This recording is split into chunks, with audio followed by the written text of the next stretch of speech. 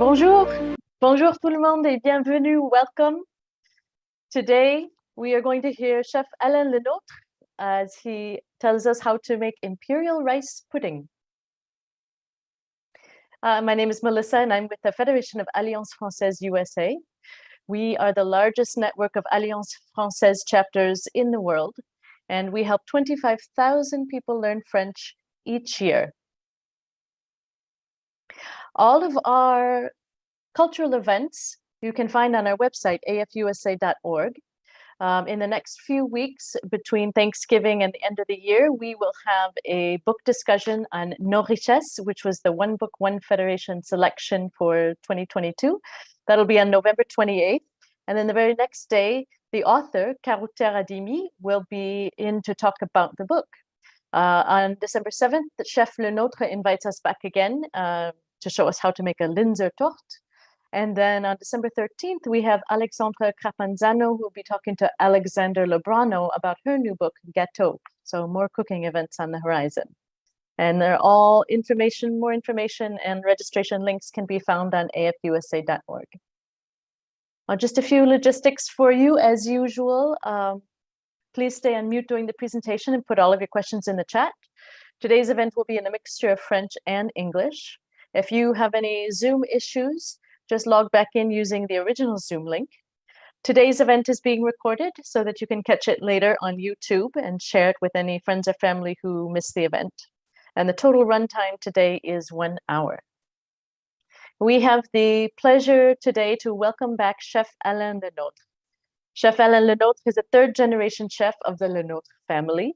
He's the founder of the Culinary Institute LeNôtre in Houston, Texas, ranked #1 culinary art colleges in the US for 3 years in a row by niche.com. And in 2021, he contributed to the English translation and republishing of Faites votre pâtisserie comme le nôtre in English, French pastries and desserts by LeNôtre. So welcome, Chef LeNôtre. Thank you for coming back. Bonjour Isabelle, bonjour les amis de la France. Alors, vous avez gentiment expliqué que je suis la 3e génération de chef.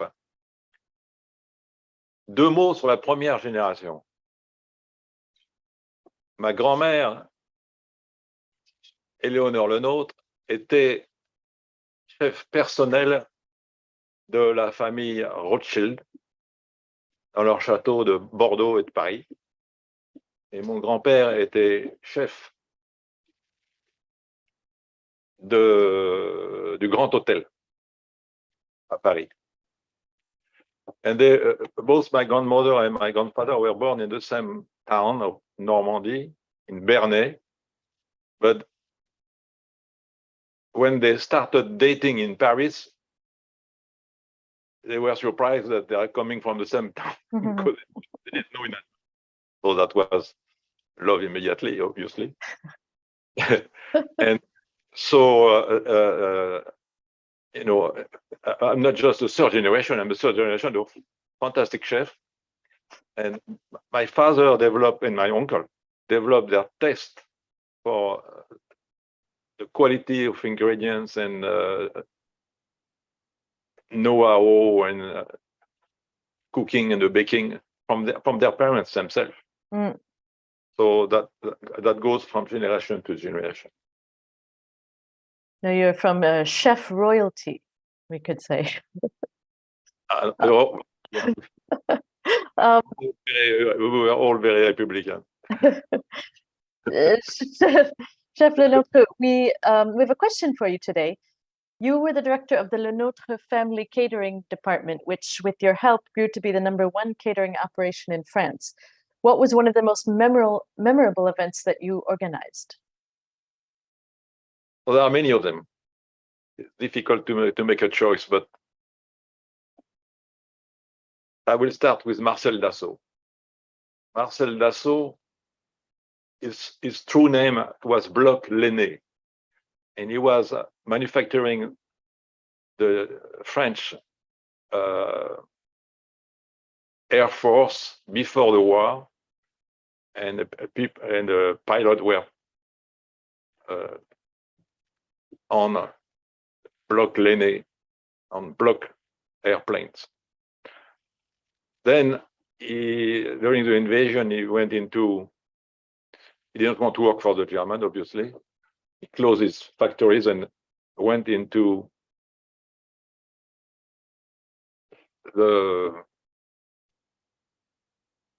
he changed his name from Bloch to Dassault.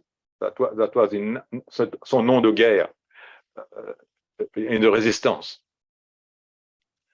And then he was discovered and deported to Dachau in Germany and survived. It's a true miracle. But all his life, because he had a typhus in Dachau, he was afraid of getting a cold. So his doctor told him, don't get a cold because with your poor lungs, you may not survive. So he was always dressed with a heavy coat and an echarpe and a hat in his office. He was never wearing a tuxedo. He was a character. So I was in charge of the catering and especially the big customers, the important account. So he was one of our biggest customers. He was receiving important guests, and many of them in the Salon de Jour de France at the entrance of the Champs-Élysées. Beautiful salon. There was only one painting in it.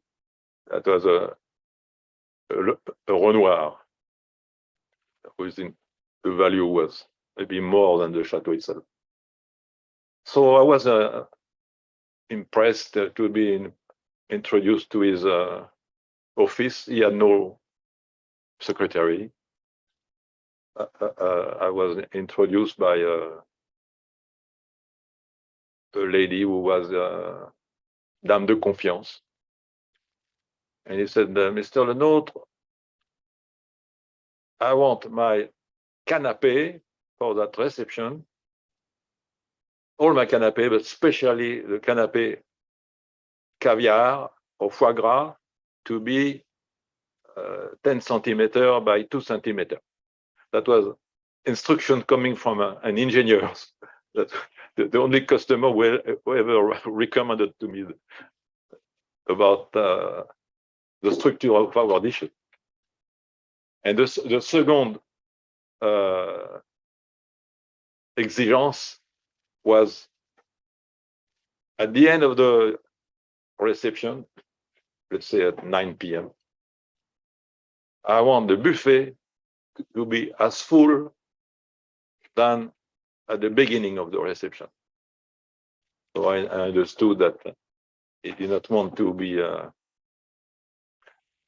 categorized as cheap. So that is very rare. And one year, or every other year or every year, there was a Salon de l'Aviation au Bourget. And obviously, all the military jets from sold over the world, the Mirage and now the Rafale, were on dispatch. And we catered all the event there. And during that salon, he invited in the West Parisian suburb, in his mansion there, all his best customers and important people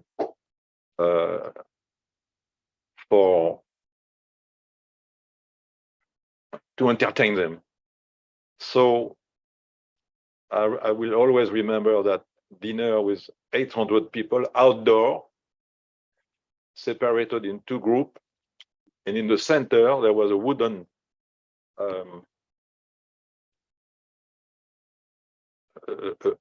a wooden platform, and dancer arrived. That was the full ballet from the Opéra de Paris. And we were on each side serving on round table chandeliers and best champagne, and that was grandiose. That was under the stars, and fortunately there was a beautiful weather. That was fantastic, coming from a survivor of the concentration camps. Another great memory is the Chateau de Versailles. We had we were agreed to serve events in the Galerie des Batailles. The Galerie des Batailles is twice as long as the Galerie des Glaces, beautifully decorated by a gigantic painting of all the French victories, mostly by David. And Gilbert Bécaud was entertaining that dinner. That was the Grand Siècle dinner. The waiter were dressed in laqué Louis XIV with wigs. And at the last minute, we did not have enough waiters, so I called on my friends in my Boy Scout troop to come.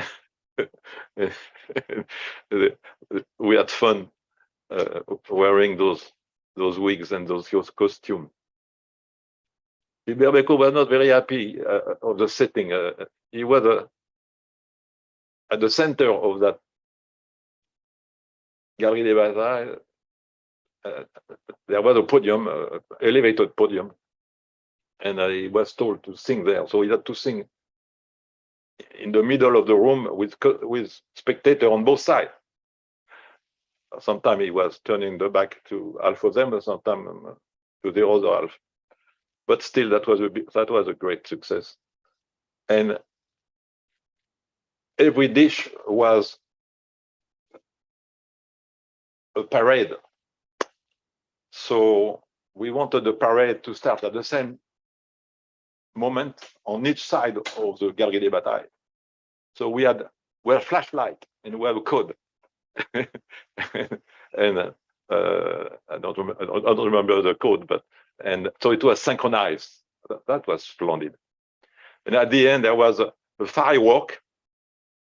So everybody went to watch the firework, but that was a silent firework, unfortunately, because the neighbors, the chateau is really adjacent to the town of Versailles. And the neighbors had enough of the noise of fireworks, and so it was fireworks were authorized, but with no sound.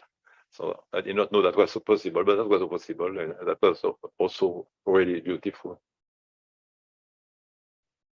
Well, another one, and I will stop there, was a fantastic dinner in the Chateau Mouton Rothschild in Bordeaux, one of the most prestigious one on the Haut-Médoc left bank. And every year for La Fête des Fleurs, the flower feast, one of those prestigious Grand Cru classés offer a splendid dinner. And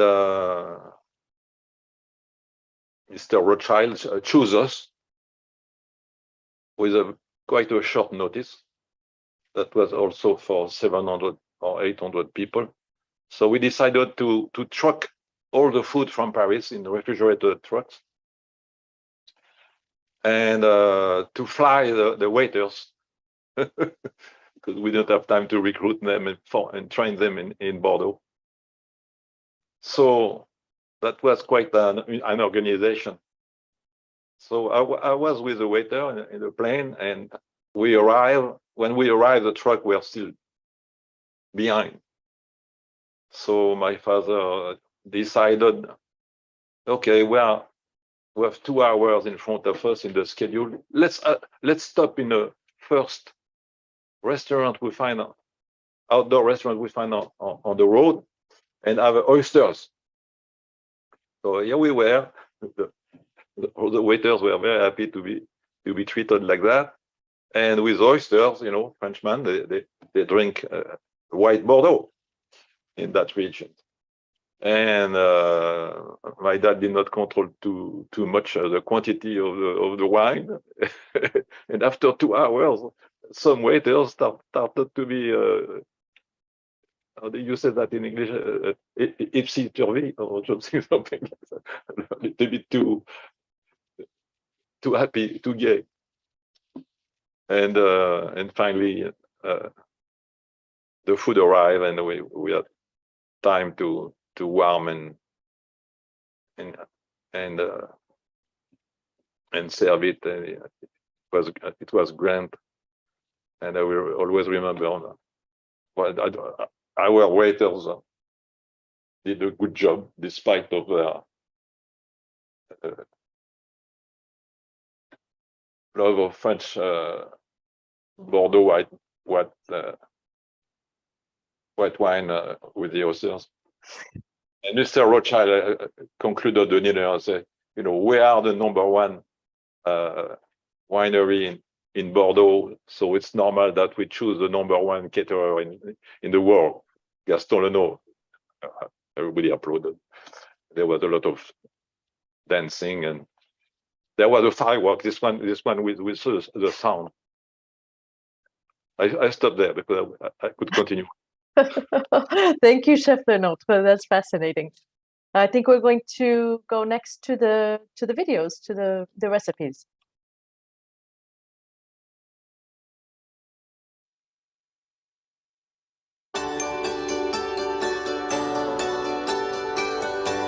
At Culinary Institute LeNôtre, we create a higher level of excellence.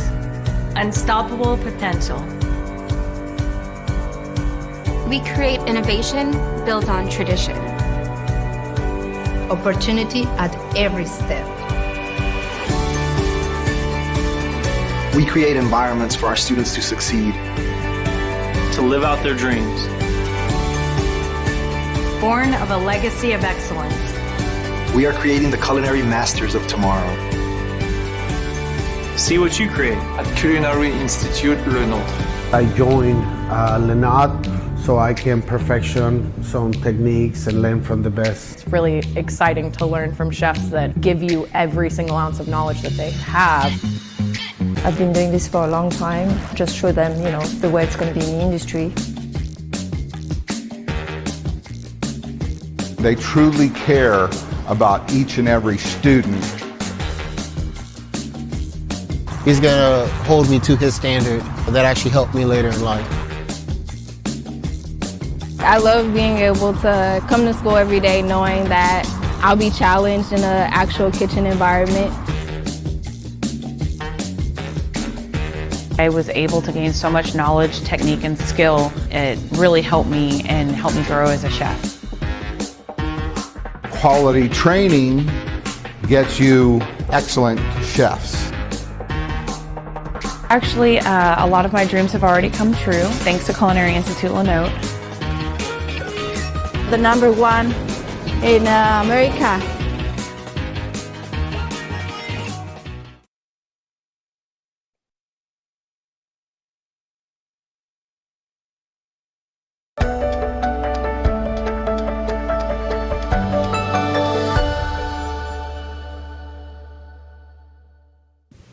Good evening, les amis de la France. Aujourd'hui, nous allons voir ensemble comment faire le riz impératrice, the Imperial Rice Pudding.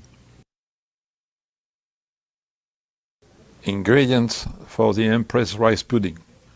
For the candied fruit, 70 grams of candied fruit, finely chopped. Rum for soaking the candied fruit to taste. 150 grams of raspberry coulis, see page 51. And candied orange slice to decorate the ramequin. For the rice, 750 grams of mineral water, 200 round or short grain rice, 800 grams of whole milk, 40 grams of butter, finely grated zest of 1 orange, preferably organic, 5 grams of vanilla liquid, 100 grams of sugar granulated, 1 gram of fine salt. For the custard, 10 grams of gelatin powder, 350 grams of vanilla custard sauce, see page 86, 1 teaspoon of kirsch, 150 grams of heavy cream, well chilled, 15 grams of sugar.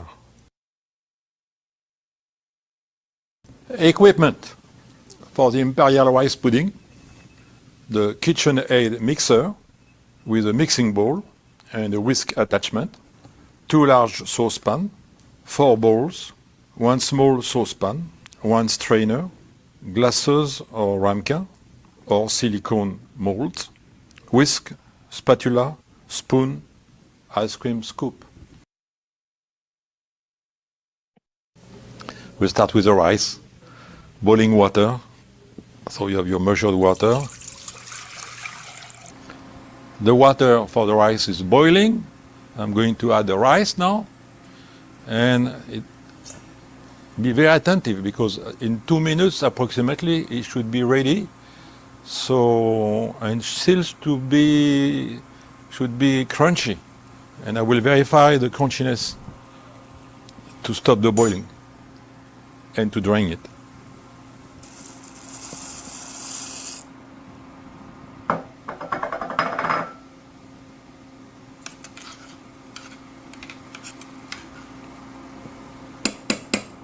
Two minutes have passed. Now I'm going to test the rice to make sure that it's crunchy.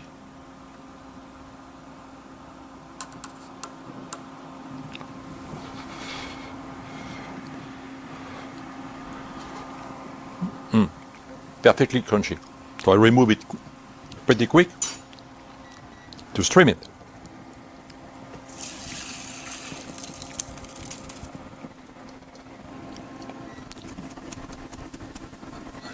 I check it to remove the water before adding the milk.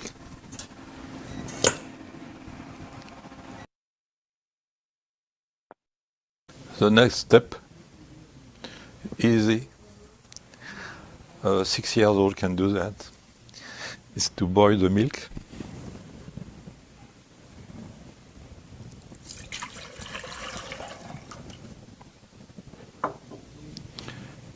And a tip that few people know, even for the professional.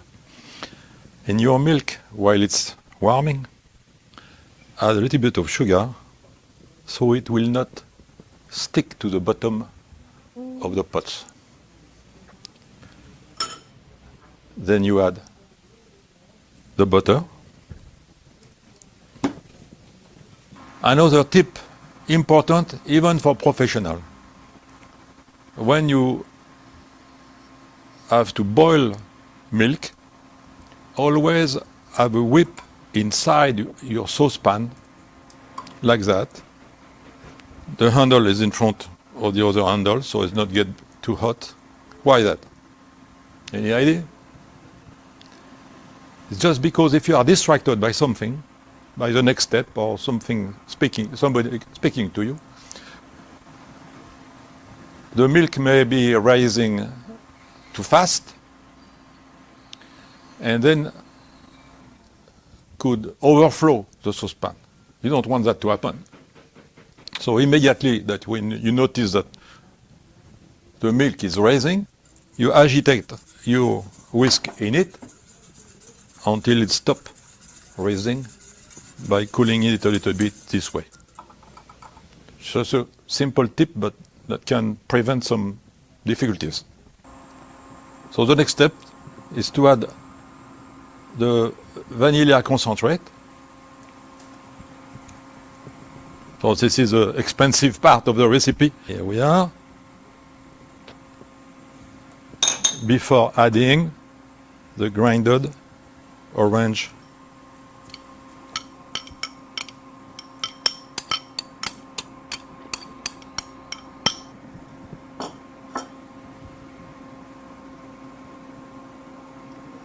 All right. And the next step will be to add my rice, then the sugar,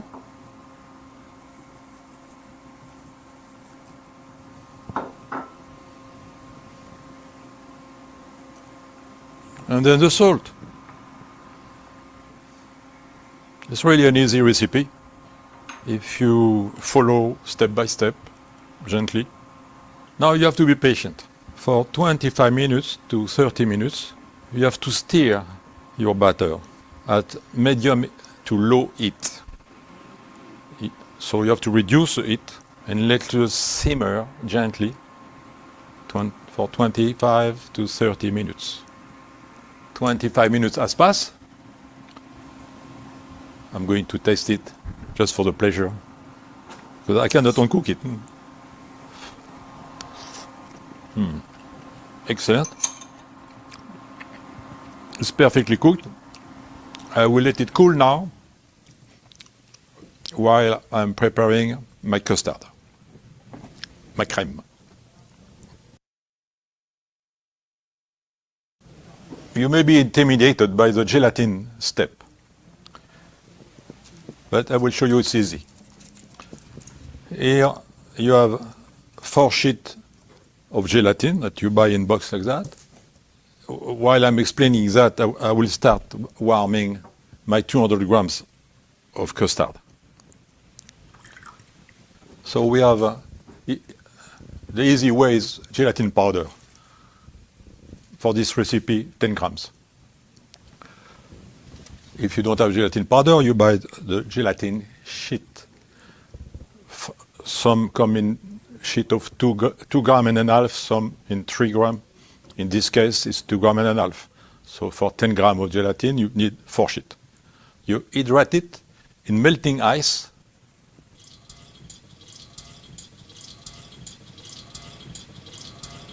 Gently for 10 minutes. After, you have to dry gelatin from the ice. I did that. I'm going to do that from this other bowl here. I mash it, dry them in my hands very well. And my custard is boiling.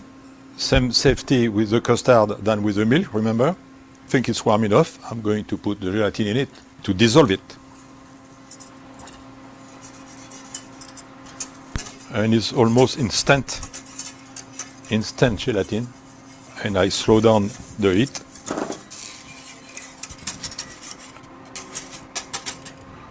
You know why it's red? Because it's designed to go in the heat.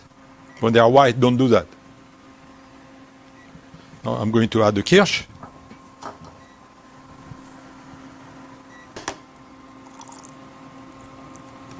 It looks like water, but it tastes like sherry.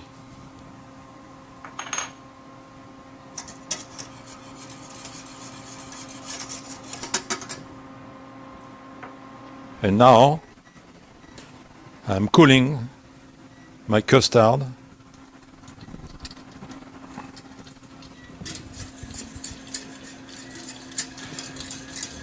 Why? Because the next step is to add the whipped cream. And you don't want to add a warm custard mixed with the whipped cream, or the whipped cream will not stay whipped, fluffy. So you cool it at room temperature, gently like that. So right now we are using an ice bath of melting ice cube. And we have cooling gently our custard. When it's cold, we will transfer it to a bowl.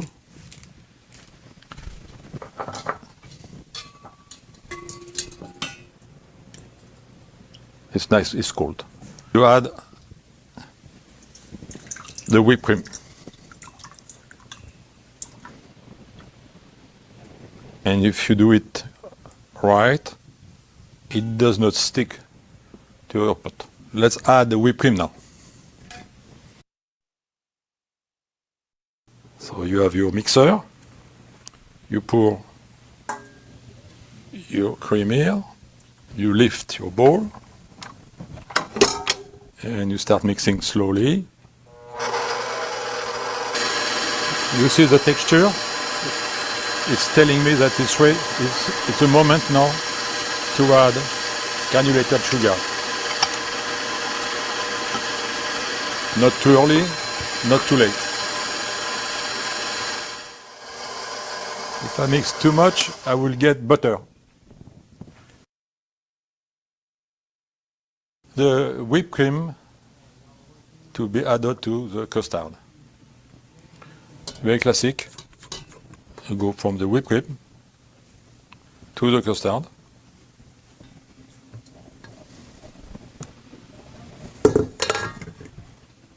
And I'm finished with the whisk. Gently, gently. And then we will add the rice. Very creamy. Whipped cream. Custard together. Now it's the rice. And we'll decorate with candied fruit.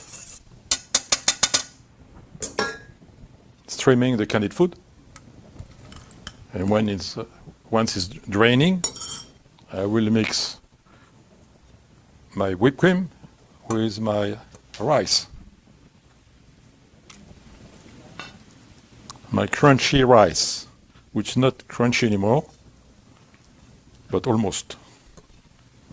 I love that color with the orange grind, zest. Go at the center, turn, the center, I turn. So it's gently because you don't want that whipped cream to get liquid. So just incorporate gently before garnishing. Here we are. Last step of the Imperial Impératrice riz.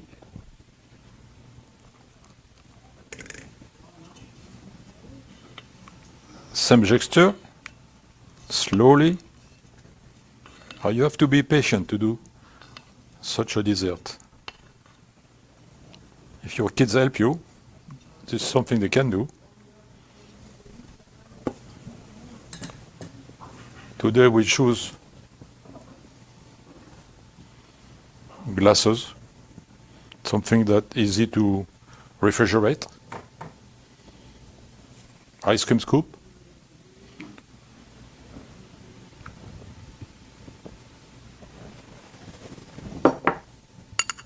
So I grab the bottom, so you don't have just the liquid on the top. I even have some leftover for ramequin.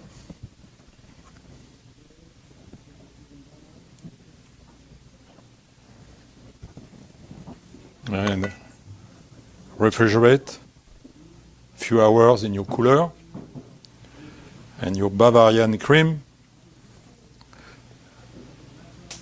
will stop to be liquidy, and we will become truly a Bavarian cream, fit for an empress, pour une impératrice. On the page 375, you will see the family size of the riz impératrice and how it's decorated at the very end. Now, let's see how to mold those with silicone mold. The presentation for the individual portions in glass or ramequin.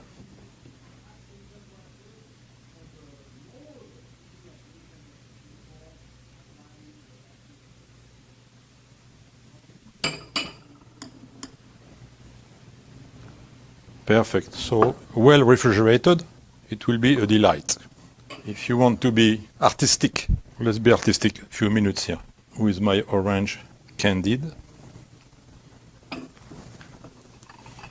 Now, more artistic, using the silicone mold that they are easy to find online. For the individual one here, for the family size, if it's silicone, you have no problem. Same thing like for the small one. But if it's metallic, just use a film, like I'm going to show you, and you cover inside the mold with a film all the way down before you pour the batter inside. Here it's already in it. So you pour the batter inside, here and here. You freeze it, hard frozen here and here. Then you unmold it upside down in a plate, in a serving plate.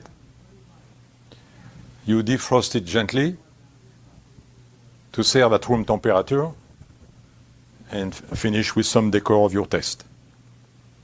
Enjoy the riz pudding impérial impératrice with the Bavaria cream. À bientôt.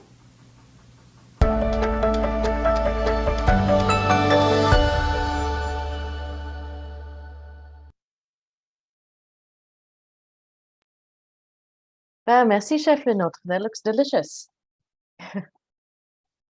It is. We have, if anybody has any other questions or comments, please feel free to put them in the chat. It looks like we have one comment from Jerry and Alan. They say, I was surprised that you didn't fold in the whipped cream with a rubber spatula, but that you used a whisk.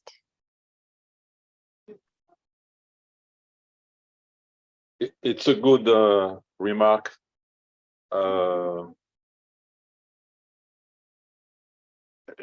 It's go faster this way. You can do both ways.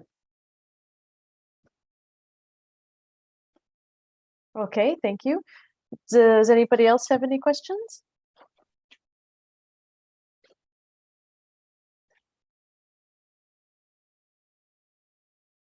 Well, if we don't have any questions right now, we can probably move on to our quiz.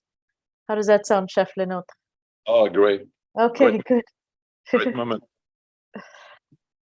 All right. What we're going to do is, let me just share my screen here. We'll show you the rules of the quiz if you haven't played before. Melissa, there is one more question. Ah, good. Will the plastic film lining the mold create creases? The plastic, you have to buy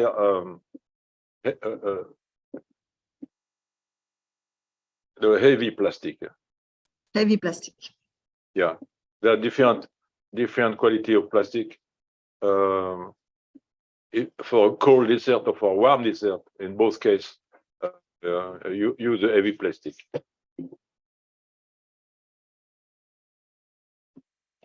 Jeff. Yeah, but one more tip. Eventually, you can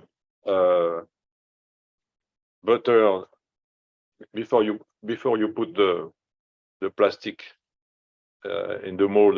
You can butter the mold a little bit. You can brush it with some butter. Okay, that's good to know. So it's easier to unmold. Jeffrey would like you to please describe in more detail when exactly to add the sugar when you're whipping the cream.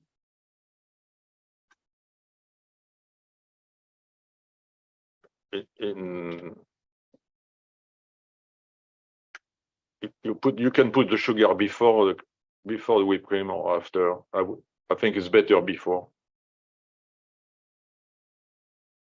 So there's some flexibility as to when you add the sugar. Yes. Okay, that sounds good. Any other questions?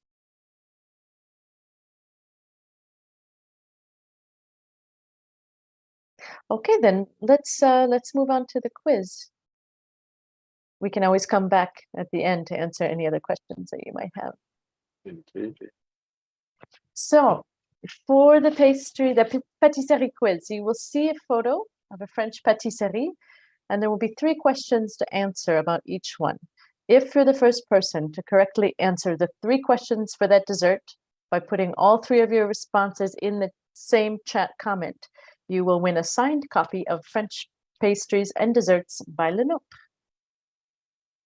Okay, so here is our first question.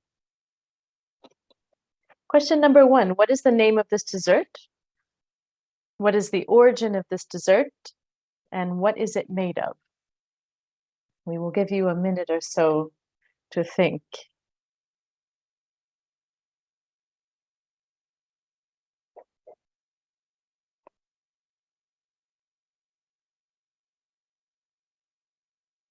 If you think you know, put your answers in the chat. Remember, you have to have all three parts of the answer in order to have a correct answer.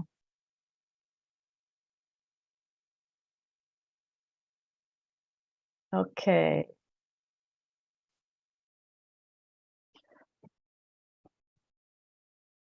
All right. Let's see. We have Geneviève says financier. Very good. Jeffrey says 4 quarts. 4 quarts. England. Butter, sugar, eggs, and flour.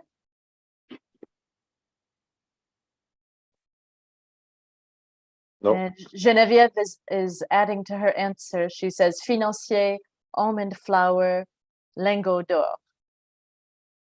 Parfait.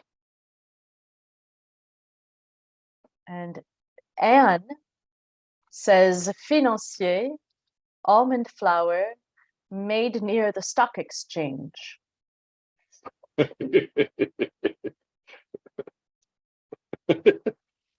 Funny. Yeah. So, Chef LeNôtre, should we? But hold on here. Nobody said anything. Financier is part of the. It's part of the good answer. Now, and why also the lingot d'or? Now, what about the test? What is the taste of a financier? What make it a special dessert? Well, Geneviève said almond flour, and Anne said almond flour. Yes, both are right. The almond taste, yeah. And there is one thing that will not penalize for that, but the one thing that in a financier you need to brown your butter a little bit. Noisette, we say beurre noisette. It's delicate to do. If it's not brown enough, you lose some taste. If it's too dark, then it's wasted. So you need when you do the financier beurre noisette, lightly brown. Now here's. So we have look like we have two excellent answers there. Right, here's the answer slide. Yep. Financier, origin, the traditional rectangular mold which resembles a bar of gold, made with almond flour, almonds, egg whites, browned butter, and sugar. Who said that? You said that, Chef LeNôtre. Sorry. Sorry.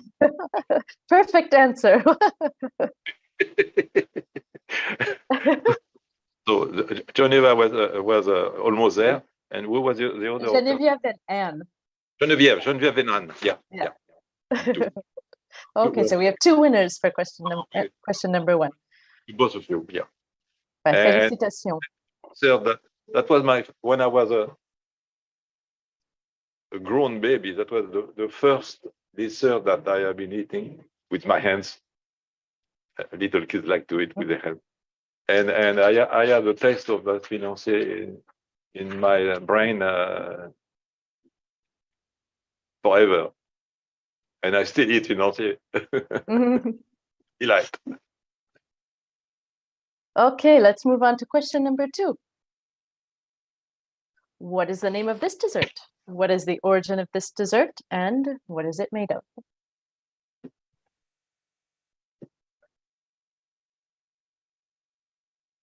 Please remember to put all three parts of the answer into your chat box.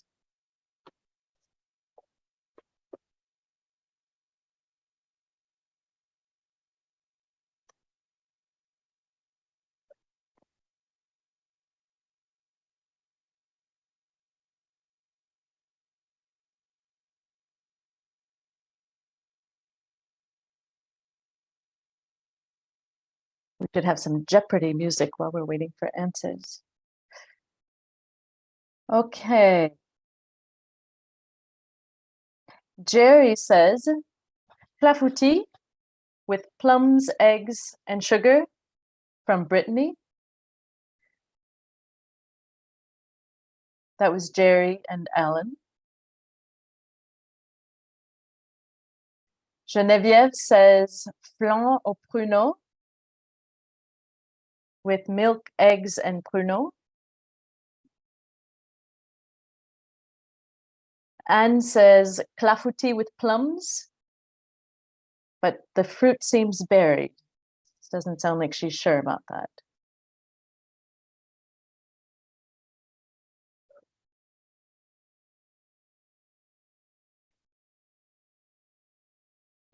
Who's the closest on that one? The best answer is Jerry, definitely. Jerry and Alan? Because they have the name right, and Geneviève also. And it's definitely a dessert from the Breton, Britannique. Okay, so you said Jerry and Geneviève. Let's share the answer slide. Yeah, but this is not a clafoutis, but I agree, but yeah. Okay. But it's close enough. I think we have two winners there, definitely. Especially Jenny or Jerry, who said Brittany. Jerry and Alan? Jerry, yeah. Congratulations, Jerry. So tell us about this dessert, Chef LeNôtre. This is a far au pruneau? Yes. It's And a far. But you can show, now that we have two winners, you can show the answer. Okay. Yep, we're showing the answer slide. It's also called a phare breton. It's from the northwest region of France. The story goes that the cake was baked by the people living in an area living in Bretagne. And the people in this area were sailors. They used to go on long journeys and would be out at sea for days. They only had limited food supplies with them. And one day the sailors were starving and the only food they had left was eggs and prunes. So they decided to make a cake from this. And the cake was known as the phare breton. It's a French custard studded with brandy-soaked prunes. Very good.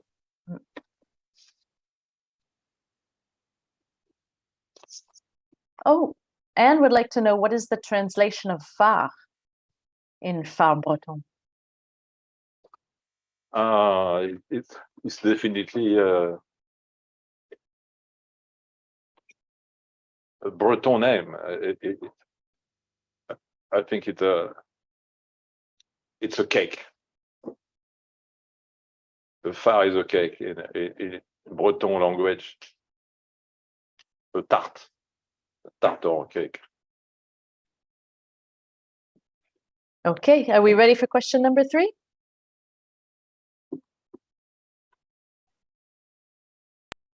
Question number 3, what is the name of this dessert? What is the origin of this dessert and what is it made of? We'll give you a few seconds to think and to enter your answers in the chat.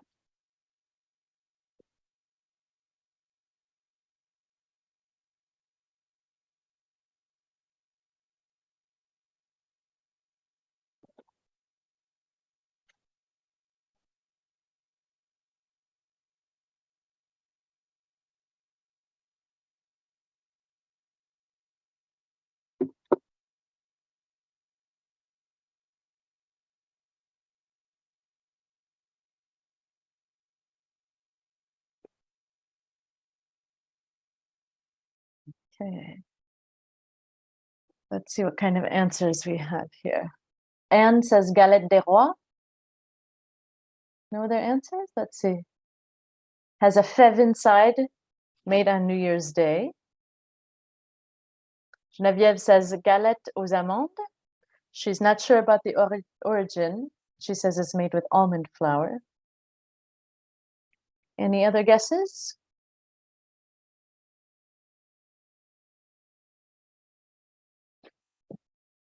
No, it's not. There is no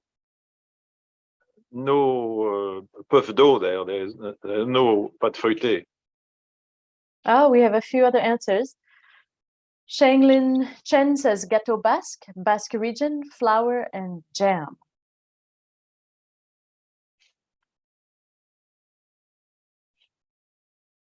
And Anne says again, almond paste inside with almond flour.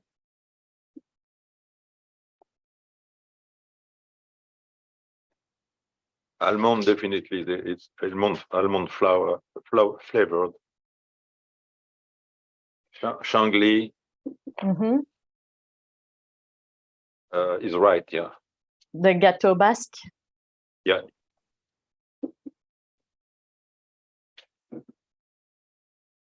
Shanglin, I suppose. I don't know. Bravo, Chen. Let me share the answer. Voila, gâteau basque. So this is from the northern Basque region. And the name simply means Basque cake. Can you pronounce it, the name, Chef LeNôtre, in the Basque language? It's Greco. I don't speak Breton, I don't speak Basque, unfortunately. Cake of the house. The taste is a buttery almond flavored cake filled with a layer of pastry cream for a beautiful contrast of crumbly and creamy layers. By the way, nobody knows the root of the Basque language. Nobody knows where it's come from. It's still a mystery. And as you know, there is a Pays Basque Spanish and there is a Pays Basque French. And they understand each other.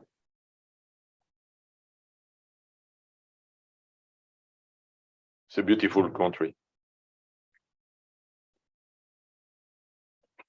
Well, félicitations to our, we have 4 winners, it looks like. Geneviève and Anne for number 1, Jerry and Ellen for number 2, and then Shanglin Chen for number 3. Félicitations, tous les 4. And thank you again, Chef LeNôtre, for a wonderful event today. I have a last parting question for you. What will you be cooking for Thanksgiving next week? Uh-oh. Not the turkey. No turkey? So as a French expat who's been here for years, what do you make on your... I know how to do it, and when I'm invited, I always carve it and make a show of that. And but you need a large table to make a show of carving a big goose. Yeah. So do you have any favorite side dishes to make for Thanksgiving? Not really, no. No. Speaking of Christmas, yes, but or Easter, yes, but not for Thanksgiving. Not Thanksgiving. Well, thank you again for a wonderful event today. And we look forward to seeing you back again on the 7th of December for the Linzer Tocht. So, merci beaucoup, Chef LeNôtre. C'est mon plaisir. Merci à tout le monde.